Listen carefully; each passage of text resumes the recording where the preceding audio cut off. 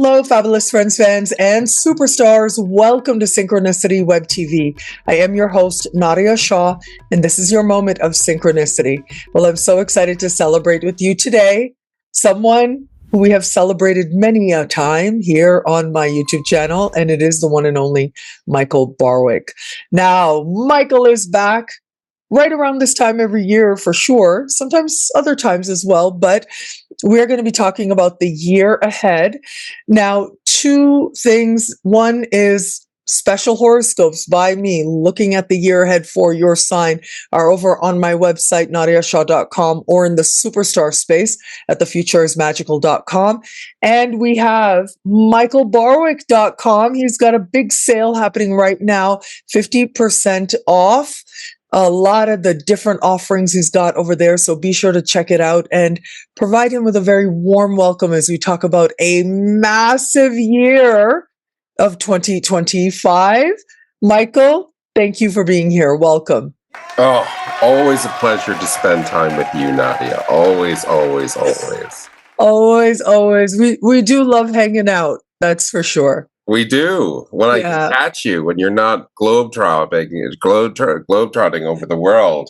Oh, gosh. Even then, though, like I have been in hotel rooms or whatever talking to you and laying down and kind of falling asleep and you're getting up or whatever it is. Yeah. So it's fun. And we talk a lot of astrology, but then occasionally we get to put a camera in front of us and do it. So this is exciting. I do want to jump in. As endearing as you are to me, as much as I can gush over you, let's gush over this year.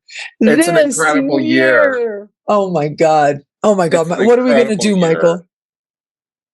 Everything just might change, right? The big note that's not changing is Pluto and Aquarius, and it's not changing for a very long time. So that's one thing that we're contending with, is that change has happened. Then we have other planets, a number of planets, a great many planets that are shifting signs. Neptune is moving from Pisces into Aries. Saturn is also moving from Pisces into Aries, and they almost get it together in the early degrees of Aries. They kind of get close to a kiss. They get close. Mighty close, within a degree. Yeah, well. Yeah. But they just don't quite get there until just before Valentine's Day of 2026.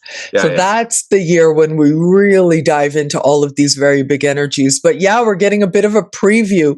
So we have a bit of a list, I know, and we're going to go through the list. Okay. But let's start with that. Let's start with Neptune in Aries, Saturn in Aries. What do you got to say? Well, I used to think that Saturn in Aries was not a great placement because it's certainly, classically, it's in the sign opposite its exaltation, which means it's in its fall. And I didn't think much of the placement. I thought, well, it's not a great Saturn placement. But the truth of it is that, if you go back into traditional astrology, Saturn in fire signs is supposed to be good. It's supposed to be good for Saturn to be warmed up. Mm-hmm. The astrology that we inherited comes from the Greeks, and from their perspective, the problem with the baddies, Mars and Saturn, were that they were too extreme. And if you could moderate those extremes somehow, then the planet would behave better. So what I've noticed about people who do have Saturn in Aries, that they have good Saturn function. Like it's not, it may be an angry Saturn, but it's dynamic and energetic and a hard worker. So it's not an indication of a flakiness. Yeah. Saturn in Pisces most assuredly is. So I think a Neptune in Pisces, Neptune in Pisces has been not surprising for Neptune, a very big disappointment in terms of, we would think that the whole world is like spiritually No, tuning into truth. And that's the thing. I mean, if that would be the case, then the age of Pisces would have brought that. But no, that is not the case. It's, Carl Jung believed that we are looking ahead at the age of Aquarius, like this time that's going to heal everything in kumbaya. But like the age of Pisces, Aquarius has a strong duality. Pisces has a strong duality. It is the mystic, but it's also the false leader, right? It's yeah, also the person who's delusional. yeah, My dad just spontaneously started telling me the other day about how there were people who started religious groups and they said the world was going to end at the year 2000, and people sold all their stuff and, moved into a hut together to sort of, welcome God, and it didn't happen. And then it was like, okay, now what? And we've heard even more extreme examples of people who, unalive themselves as a collective because they believe that the world is ending, and that's what they decide to do. And it is very powerful to consider the power of faith and how much faith can just envelop us, and it can lift us, but it can also lead us in directions that ultimately harm us and other people. I think with Neptune and Pisces, I experienced it as, and I believed it to be, an increase of interest in mystic arts, right? Just like what we do, the esoteric arts. This is why people loved astrology. All of a sudden, everybody was talking about astrology. But Aries is a very different vibe, wouldn't you say? yeah, it is a very different vibe. And I think, but I don't think it's bad for astrology, because my hope is, this is my hope for these planets in Aries, is that instead of looking out of ourselves for the truth, is that maybe we could find it in our own individual self-expression, right? For a change, right? Maybe we could find it already inside of us. Maybe we don't have to unalive ourselves in order to find God. Maybe God is already here and alive and well and lurking inside the deepest recesses of the human heart. Maybe that's the case, right? And Beautiful. finding and tuning into that pillar of fire that provides that individual drive to self-expression, to being that single vibration that can move mountains. These are the good things about Aries, right? Aries is, I always think of Aries as a superhero, right? The Aries people have more energy than most mortals do. And an influx of an Aries influence into the collective that these planet switching signs indicate to us astrologers means that maybe people are tired of this outer thing, and that they're going to move towards more of an individual finding it within and going within and finding it in their own lives. That's so beautifully put. I mean, I know historically, in the second half of the 1800s is the last time that Neptune was in Aries. And that was the height of the New Age movement. So that was really when people started, understanding more deeply these very ideas, like the law of attraction, and taking mystical ideas and sort of packaging them in a way that was about harnessing your own power, manifesting whatever you want, doing what you want. Right. And there were lovely sides of that, and then there were not so lovely sides of that. I mean, I think about Aleister Crowley was called the wickedest man in the world at the time. He played to it. It was yes, exactly. He enjoyed it. Yeah, it was his shtick. Yeah. You don't, like, in terms of, I don't know enough about his history, but in his writings, I don't find the wickedest man on earth in his writings. I've not seen that. Yeah, it's interesting to think about the different ways in which people seek attention, put it that way. He did seek attention for sure. Well, And that might be part of Neptune and Aries as well, is this idea of wanting, look, I'm here, look at me, I exist, that type of energy, right? And to spiritualize it, to make it almost magical. And we are primed for this because we live in a time where AI is just going to really, really take off, and technology is inexpensive, relatively speaking. It's available to the masses in a way like never before. I mean, I think way back when I was starting my YouTube channel, I wanted to get a set of lights, and these lights cost like $350 at the time. And this was, for me, living under the poverty line in Canada, starting out my business, that was, for me, a big investment at the time. And now those very same lights are like $25 on Amazon. And it's so widely accessible, and it's wonderful in a sense, because more people are able to harness these tools, but then there's more people kind of saying, look at me, I'm magic. I'm magic. Well, we all are. Well, playing with video, right? Playing with video, becoming a content creator, and they're saying that. Well, I mean, it's just, everybody's got a podcast, except me so far. But we're going to see about that. But there are also a lot of AI celebrities emerging. So people who have been created by somebody using a computer.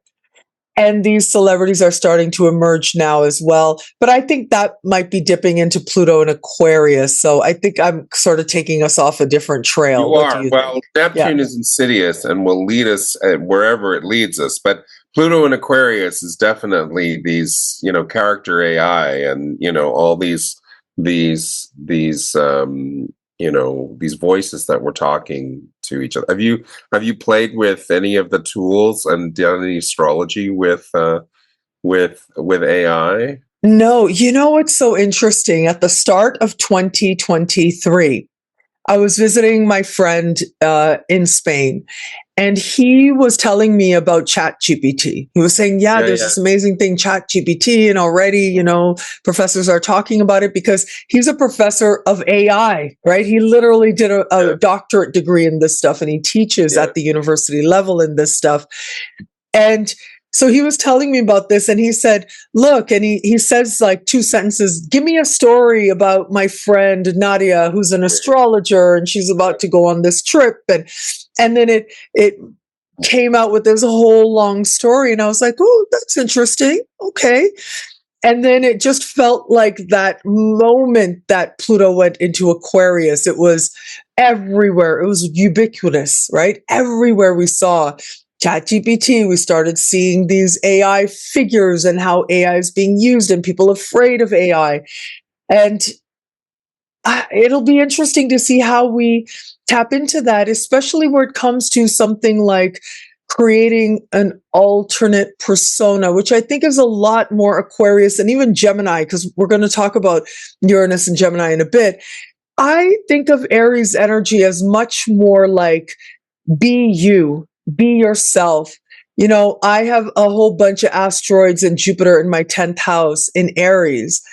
And to me, I always felt like my name, like that was really important to me, that it be my actual name, that I would not create a persona per se, but it would be like my name had to be out there. And I think that's a very Aries thing. Like, this is who I am. I've got to be out there. But this idea of being able to create yourself however you want. I don't think there's anything wrong with that either. Oh, I'm hopeful that that's exactly what we'll see, is that this drive towards individual expression, individual journey, individual finding of self, individual dynamism, individual motivation, individual drive. It's more fire. Now, hopefully it'll be channeled positively. That's what we want. We want people to come up with new dreams, new visions, new places to go, new possibilities to explore. And And at least with Saturn there in the beginning, with Neptune, some of the more delusional aspects of Neptune get put into check, which is a good thing. Yes. Yeah. Yeah. Well, Saturn Neptune is an interesting combination because of there's so principles that are so antithetical to each other. There's not a lot of agreement between Saturn and Neptune. Like if you do the Venn diagram, if you could do the Venn diagram in terms of where Saturn and Neptune overlap, it's like there's an awful lot of Saturn that doesn't want to get anywhere near Neptune, and there's an awful lot of Neptune that doesn't want to get anywhere near Saturn. However, the fact that they're such extremes means that, again, the creative possibilities are so boundless. You just have to keep in mind that whatever you come up with under Saturn Neptune is not going to be quite the thing that trailing clouds of heavenly glory that you thought it was when you originally dreamed it up. That you're going to have to deal with it in the physical world. You're going to have to give it form. There will be imperfections because the physical world is imperfect. And, whatever you create is not going to be, is not going to match up to your vision of what it could be.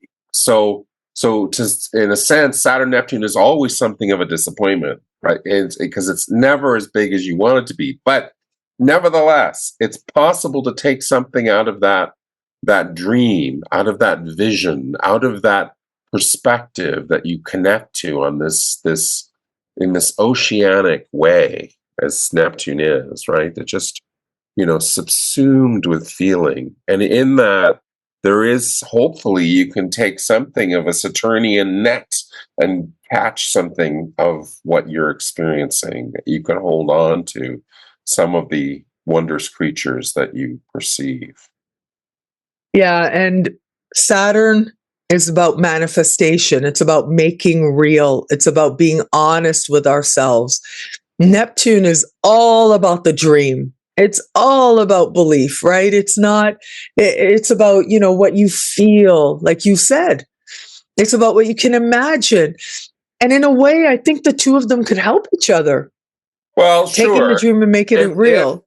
If you can get some respect between Saturn and Neptune, it means that you can crystallize, something substantial out of something insubstantial. It's magical. You can pull gold coins out of forever with Saturn Neptune. You can. It's possible. It is possible. But you have to keep in mind that you have to hold on to the Neptune side, which is I can't get too attached to whatever it is I'm producing, right? Which is the Neptune side of it, because Neptune is interested in one thing and one thing only: transcendence, right? You can have it or not have it. The universe can do whatever the universe wants to do, but as an enlightened being, I'm fine with it. Like, I may prefer vanilla, but if I get chocolate, it's totally fine, right? That's Neptune at its height. So you have to have Saturn. that transcendence, and then you also have to have that kind of like, but at the same time, you got to have that commitment to do the work and put the discipline in and put the effort in so the detachment plus involvement at the same time is a tricky business. Yeah, but if you can harness those two things together, then what wondrous creatures you can pull out of forever. It really is marvelous.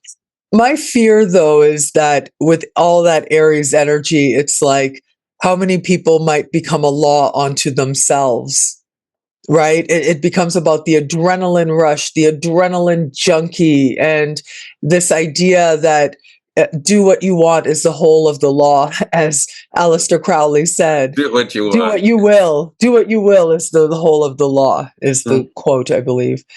And yeah, there's wonderful things about that. And especially if we live in spaces and places that allows us that freedom to do what we will. However, I prefer Saint Augustine, who said, "Love and do what you will." Right? Wow. Love first, and then you get to do what you will. Right? That's the magic formula. And I think that's where Alistair falls down, is that Yeah. He leaves out love, and Mm. magic without love ends up being about power and will to power and control over other people. And I don't think that's healthy magic, in my view. No. Now, the energy of Aries is also the energy of the military and of athletes as well. I've thought that, at least where it comes to athletes, we might start seeing like performance enhancing drugs that are really, really hard to identify and really hard to find.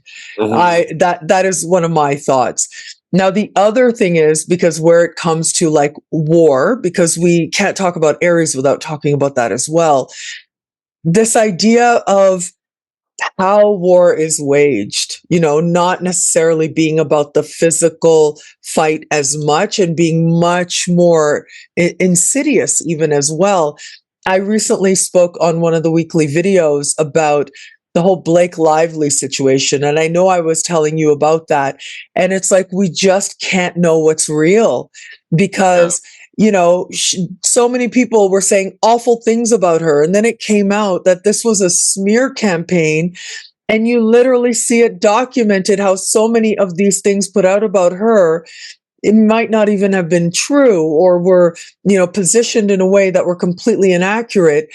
And she's got evidence for this, and she, files a lawsuit. And now the guy is filing a counter lawsuit saying, well, you are cherry picking certain things and you're not showing the whole of a conversation that contradicts what you're asserting and things like that. And it feels really messy, really gross, but it is kind of like, it feels like a smear campaign is going to war with somebody, isn't it? When you intentionally do that. Yeah, I mean, Neptune is dangerous. Like, yeah, Neptune is the masses. Neptune is, Neptune, you get consumed with collective feeling. Like, I think of Neptune, the everyday experience of Neptune is going to a movie theater and sitting in a movie theater with a bunch of strangers that you don't know. And you're all watching the same movie. And if it's a really good movie and it's hot and everybody's talking about it and it's all in the air, everybody watches the movie and they share a collective emotional response, right? In terms of everybody's feeling everything that's happening on the screen at the same time. This is Neptune. This is this collective feeling, right? And that's the dangerous thing about Neptune in Aries, is that we must not let our individualism blind us to what's going on around us, to the point that we are manipulated in ways that that to our disadvantage. That's I think the warning. Yeah, and how we may not even know that we are being manipulated. Well, we might not even realize it. That's manufacturing consent. Yeah, well, that's manufacturing consent if you want to go Chomsky route on it. But it's also it's how you control your access to media and the news feed and how you stay on top of what's going on. And it's about developing yourself as a critical thinker and being able to examine evidence critically, especially when in information age. It's just information and media literacy is really important, in terms of being able to sort out fact from fiction. And it's still hard. It's still hard. It's still hard. I'm not saying it's easy. And I'm not saying it's easy. And I think it's important to consider all views and what's being said out there, right? It's important to know what's being said out there, but not to the point that you lose track of your own individual journey. And I think that a certain amount of collective hysteria of Neptune and Pisces has made us all kind of let us away from ourselves in a way, right? Into our phones, right? Into our phones. Into our media, into dopamine addiction, right? Like that's where we are, right? And I'm not, it's not a judgy thing for me because I'm just as guilty as everybody else, maybe more so Gemini than I am in my addiction to my phone. My brother refers to as the center of my universe. But I'm hopeful that Aries will be, the birth of more individual accountability and more individual expression and more individual dreaming. Speaking of phones, Gemini. Something big is coming for Geminis. Oh boy, something big is. You would know. You would know. You are a Gemini, I know. Uranus and Gemini has been a very turbulent transit for the world. It's just generally speaking. I mean, the last time it was there, it was, during World War II. So it's, there's some people go, oh, well, it's like, but it actually, I think it's not so much that Uranus and Gemini is warlike. I just think that, it, in the case of World War II, it really accelerated technology. So, it doesn't necessarily, it's like acceleration in technology doesn't necessarily mean war. It just means that an acceleration of technology. So I think it's fairly safe to say that technology will continue to be a big factor, and new innovation around language, around speaking, around communication, around, the search for the neural interface where you can control your computer with your brain, the AI and all. We're already there. Yeah, we're already there. With Vision Pro, Apple Vision Pro. Yes, when it came out in 2023. It was first announced, and it was Pluto at 0 degrees.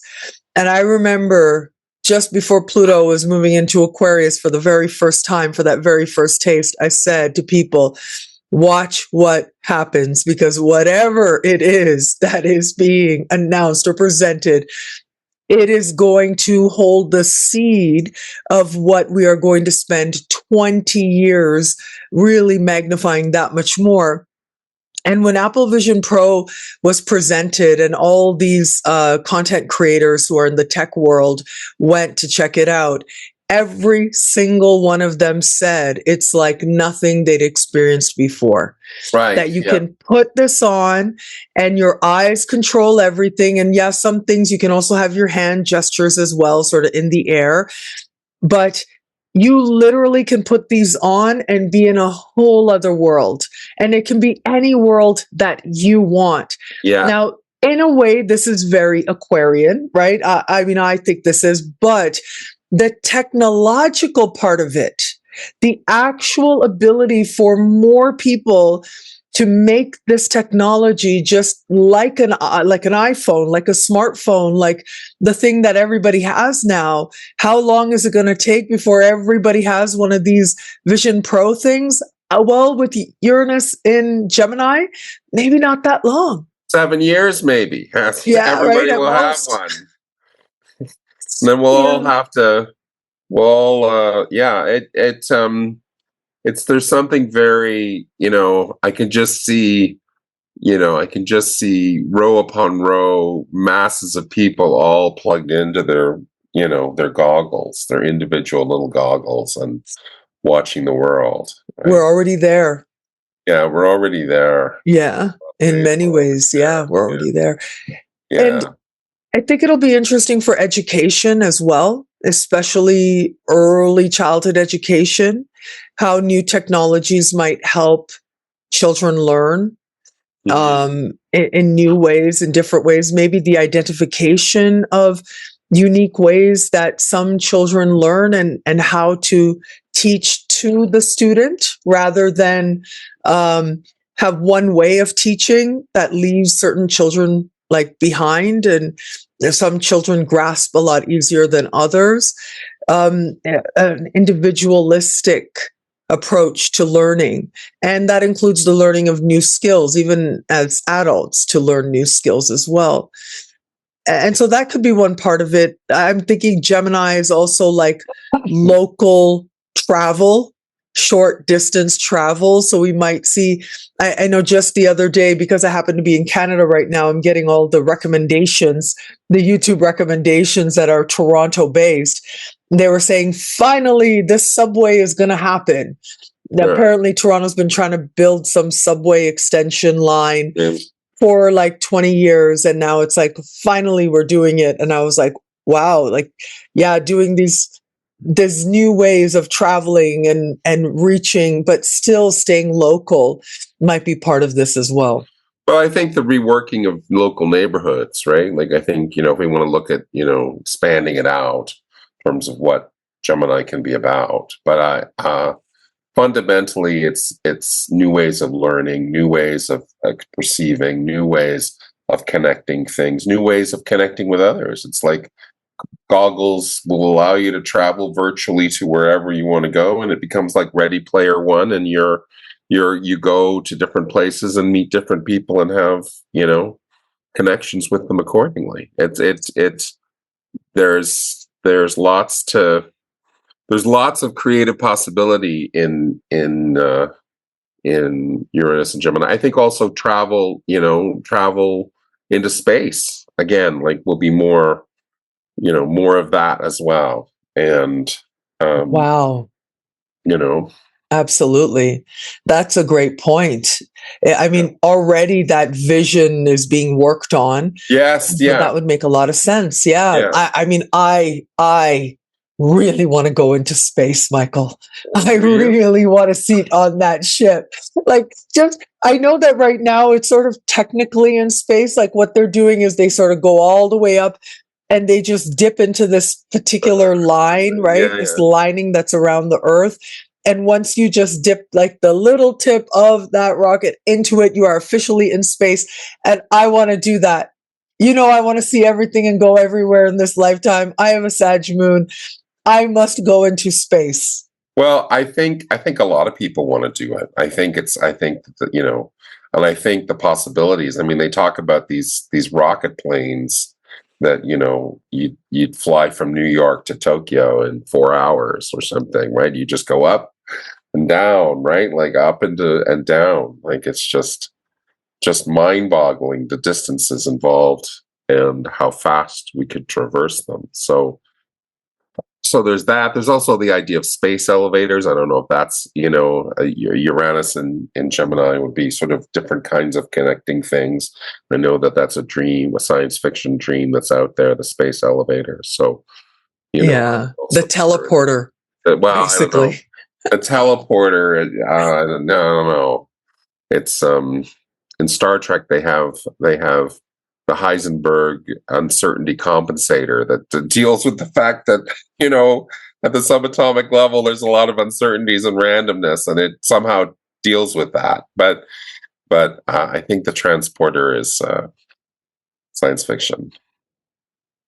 I love it. I hope it's also because Aries and Gemini have associations with children, right? Aries is really young kids, toddlers even, and Gemini is like grade school kids, because all of life falls under, everything you can imagine falls under one of the 12 houses. It's all linked, and there's different ways that philosophers have understood this, but yeah, we can say that these two signs being lit up, my hope is that it is good for children around the world. It's good for children's rights and accessibility and equality for children, and especially in education. Do you see, we don't have this in Canada. In Canada, it is the provinces that run the education system. And so when people pay their taxes, all that money goes to the head office, or whatever, right? What is it called? Queen's Park here, we call it. It goes to Queen's Park, and that's the money for education. And then that money gets distributed evenly across all the public schools in all of the province. But in the US, it's not like that. In the US, it's your district. It's very local. And that's why if somebody grows up in a poor neighborhood or a poorer neighborhood, they see it every single day at school. They don't Yeah. have the same tools. They don't have the same access to all kinds of things. Books the same way, electronics the same way. They just Yeah. don't have access to it because there's no money for that, because the only money that comes is strictly from within that small district. And this, to most Canadians, when they find this out, it is a shocking thing. But Canadians have been very shocked lately, haven't we, at the healthcare system in the US. And now, like, I think that all of these energies with Aries and Gemini, hopefully, well, not in a bad way. I hope it doesn't come to awareness in a not good way, but there might just be awareness around and people paying attention to, hey, how can we make education more equal, more fair, so that it's not, I don't know, it just feels like when I heard about that whole regional thing, that the money just stays within that district, I thought to myself that, you know, it's like designed to restrict social mobility. It's like designed to keep you exactly where you are instead of having you able to spread out, because those resources are just never made available to you. Yep. Yeah. Aquarian that I am. Well, you know, it's a fallen world to me, and, you know, things are imperfect, and there's plenty of violence and injustice to go around, more than enough. Yeah. Unfortunately. And you know, it's not everyone. And no place is a utopia. That's for sure. No well, place. I mean, I don't want it to sound like I'm saying that. Yeah. Well, the world is a great place to do spiritual exercises. That's how I see it, right? Oh. Like, right? Yeah. Well, Uranus is my modern ruling planet as an Aquarius sun. So we literally could talk about it for another hour. However, let's talk about some of the other things happening this year. Do we want to talk about the retrogrades? Well, let's talk about Mars retrograde. How are you finding it? Or what's your sense of how it's going? Well, the oppositions, I know for a lot of people, myself as well, it's been kind of stressy. Yeah. You know, yeah, that's what it is, isn't it? Mars opposite Pluto is stressy. I'm saying stressy, but others would say stressful. But I feel like stressful doesn't really describe it. Stressy is like this permeating feeling, energy that's kind of there, and you feel it and you're moving through it. And a lot of people are feeling this a lot. And so it's not comfortable, Mars retrograde season usually, but it certainly brings with it lessons that stay with us well after the retrograde is over, because so much of it is determined by what we did, our own power, our own effort, right? It's that, again, this is the ruling planet of Aries, is Mars. And so it's about harnessing our own will and what we think is our responsibility, what we don't think. And I think it's been very interesting, at least right now with Mars and Leo as we start this year. It's been very interesting to consider how we're seeing celebrity differently already. And how that whole game is like, there is a whole machine behind celebrity that people are becoming more and more aware of. Now, Mars and Cancer, that just might bring our attention back to things like healthcare, although healthcare is normally Virgo, right? But care in general is a Cancerian thing. And it's also about patriotism and nationality. What are your thoughts around what we can expect for this second part of Mars retrograde season? Well, you know, I think that I mean, the way I feel about Mars opposite Pluto is that you're dealing with strong headwinds coming at you, right? Like, it's just like, you know, the wind is blowing in your face and you're trying to move forward. And to me, the only way that you can deal with it is to do what you showed, which is tacking, right? How do sailboats go against the wind? Well, they go, you know, they strategically go back and forth and angle, you know, so you can't go directly to what it is that you want. You have to find a way to work with the opposition to go where it is you want to go. So it's a call for a kind of strategic engagement. But in the heat of battle and the fog of war, it's very hard to remember all of that, right? It's because you get very frustrated with how things don't work out the way you want them to work out, or obstacles show up that, you know, are just generally out there. I mean, not necessarily everybody would be experiencing it, but those who've got stuff there definitely will, right? Like it's in, and regardless, it's in the air. So, you know, that to me is kind of the big thing. So Mars going back into Cancer and restarting again is, you know, provides us another opportunity to clean out emotionally, and you know, I always think of that Mars in Cancer is the most pouty placement for Mars, because you know, Cancers like to pout. Well, they don't like to pout, but they do pout when things don't go their way, or seem to anyway. So Mars and Cancer is not a bad placement in other ways. So it's finding that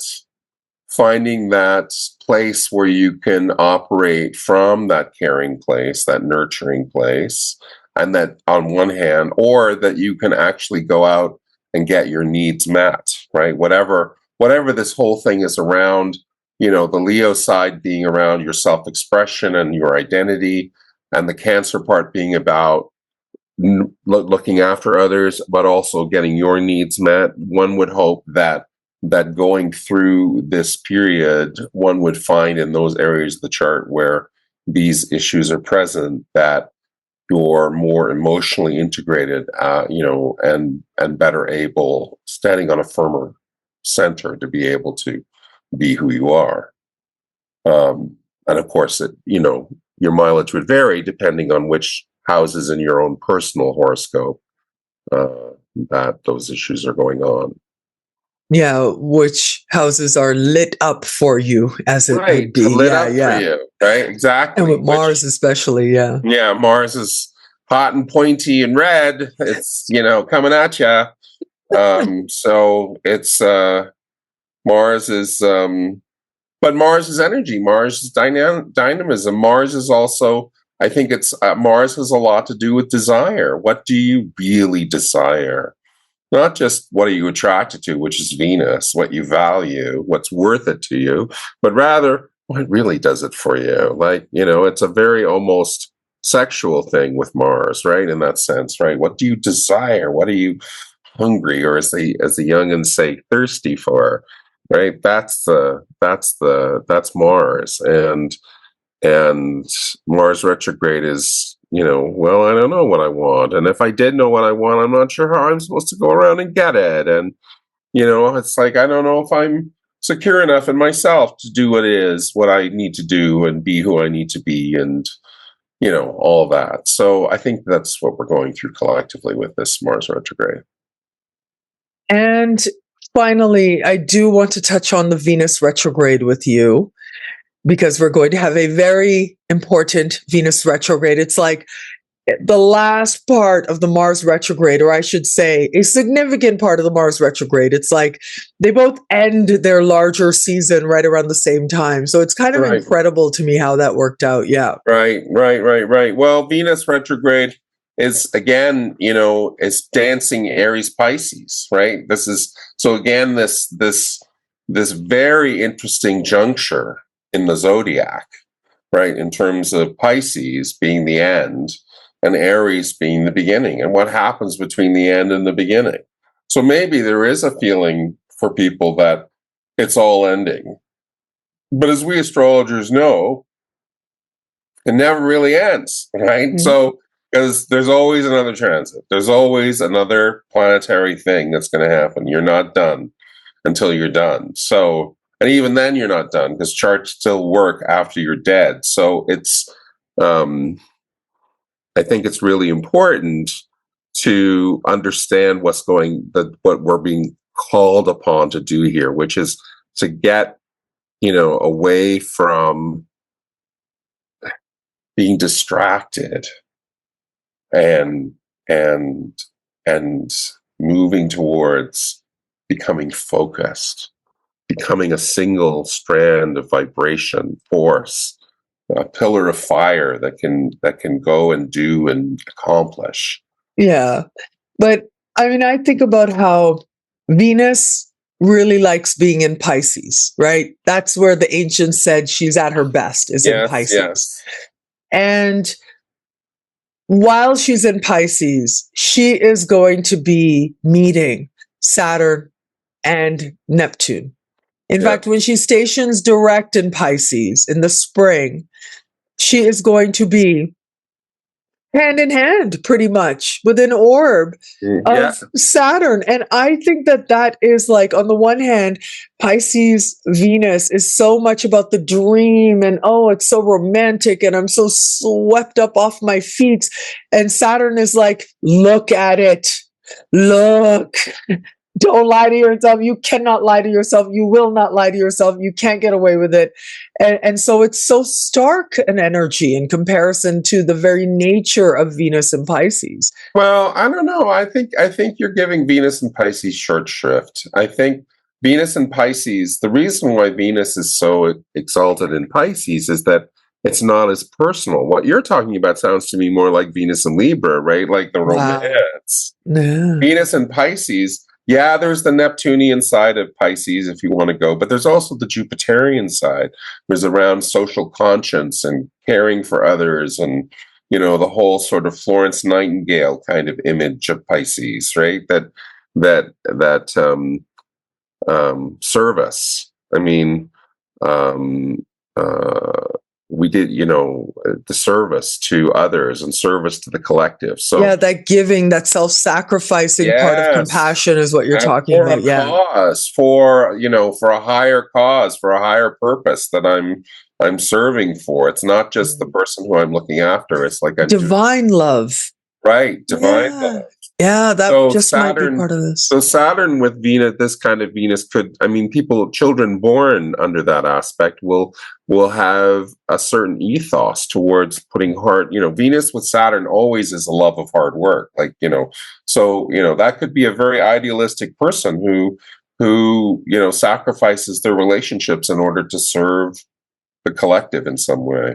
I mean, this is the Virgo Pisces thing, right? Is around its dedication, peace around, I mean, are you dedicated to the universe? Or are you dedicated to the little speck of whatever it is you're looking at, the Virgo side of it? It's like, which end of the telescope? But they're very similar in the sense that both of them are capable of great service and sacrifice for others. But we're also going to get meetings with Neptune.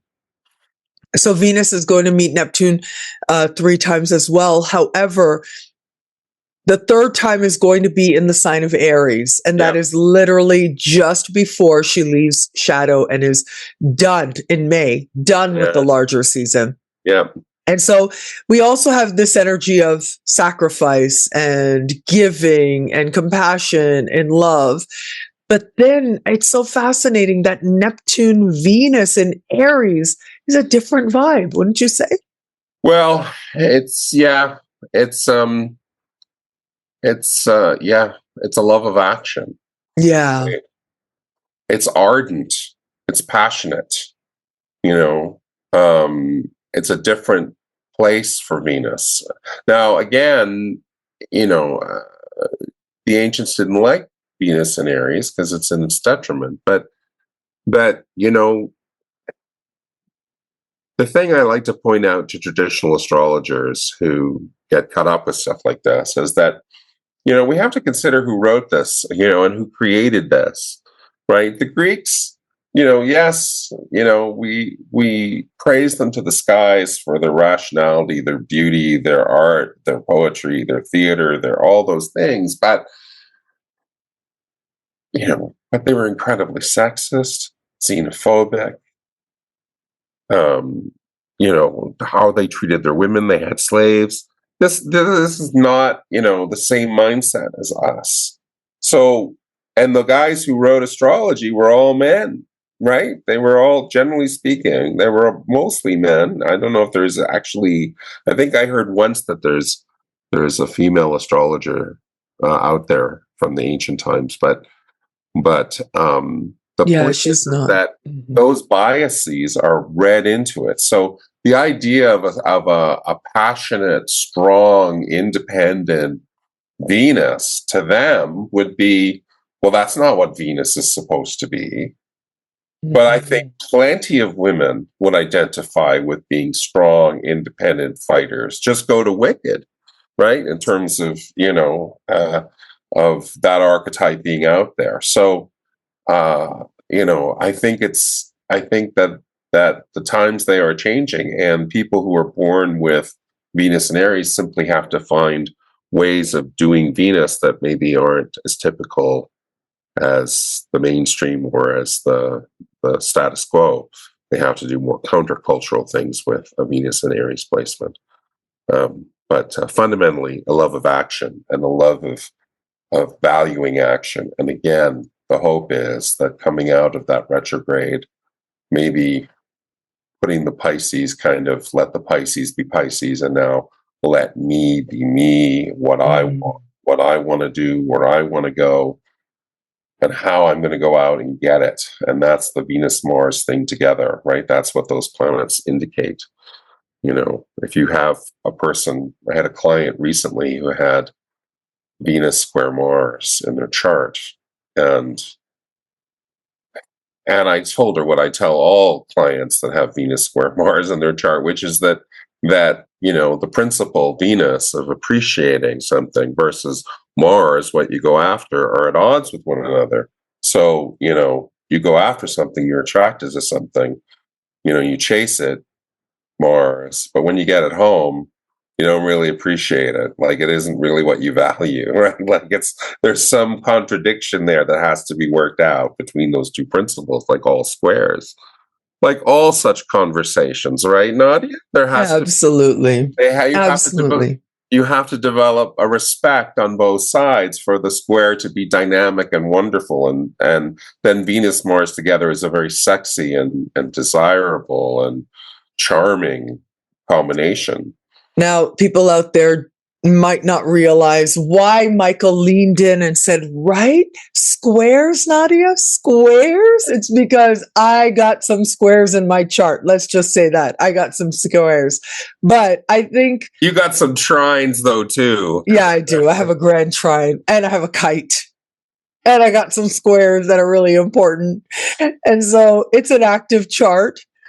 But I have come to live. I have come to live an active life. I have come into this incarnation, and sometimes it's not the easiest, but boy, is there ever growth. So I will tell you, I don't like to date myself, but I will say this. Years ago, I said to my cousins, my younger cousins, I want to visit 50 countries before I turn 50 years old. 50 before 50. And they were all like, oh, wow, yeah, you can do it. You can do it, right?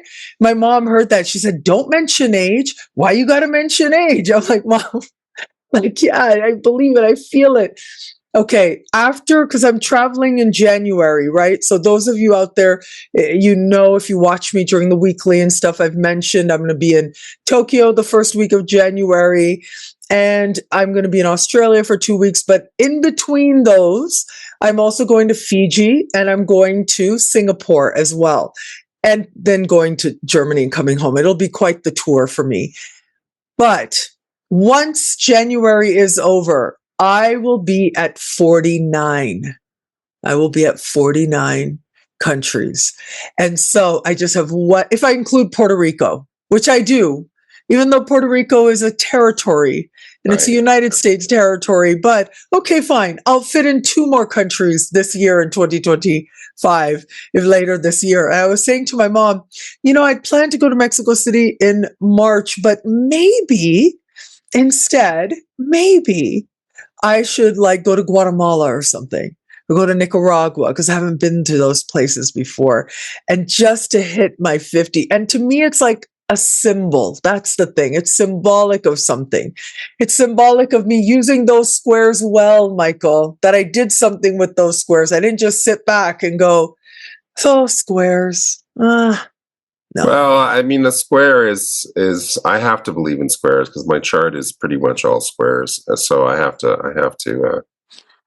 believe in squares. I think a lot of modern astrologers, they sound all so free willy and you can make anything out of anything until they look at a lot of squares and then they go, oh, squares, oh my God, squares. I don't know though. Squares get things done. Well, they have to because you're so frustrated and you're so much pain. You have to do something about it. That's the thing, right? Squares are activity, as April Elliott said to me once. Yeah, no, I would agree with that. I would agree with that, and she's not the only one who feels that way about it. Yeah, the Hubers felt that squares were a martial aspect. So there you go. Yeah, I'm in good company. Yeah, good company. So it's an observation. They have a certain activation quality to them, and they push you to do stuff. Yeah, to do something. I'm Michael Barwick. You are so special to me. You are so lovely. So once again, everybody, michaelbarwick.com is where right now, as we start a new year, Michael's got a big sale going on. If special horoscopes are going to be out like right around the time that this video publishes. I thank you so much for sharing this moment, for exploring the coming year with me. Just how lovely, how exciting. I appreciate you very much. Well, I love you, Nadiya. I love you too. I think you're gorgeous. Yeah, always. And it has been a great thrill of mine to watch your career flower and flourish as it has. It couldn't happen to a more deserving person than you. I love you. Thank you for saying that. Let me hold that as we walk into a brand new year together. Indeed. Michael, I adore you. Everybody out there, thank you for joining us. And it'll be a great year. Enjoy. And until we connect again, take care. Bye. Bye-bye.